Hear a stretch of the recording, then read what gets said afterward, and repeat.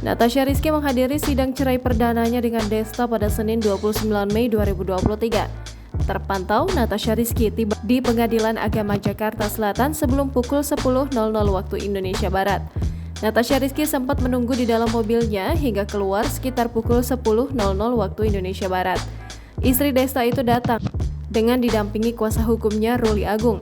Natasha Rizky datang mengenakan pakaian berwarna merah marun dengan hijab abu-abu. Ketika ditanya mengenai kabarnya, Natasha Rizky menyebut kondisinya dalam keadaan baik. Natasha Rizky kemudian berjalan bersama tim kuasa hukumnya ke dalam Pengadilan Agama Jakarta Selatan. Pemain film Radio Galau itu pun terlihat beberapa kali menunduk. Ketika ditanya mengenai sidang hari ini, Natasha Rizky hanya meminta doa. Seperti diketahui, Natasha Rizky digugat cerai Desta pada 14 Mei 2023. Belum diketahui alasan Desta menggugat cerai sang istri yang dinikahinya selama 10 tahun itu.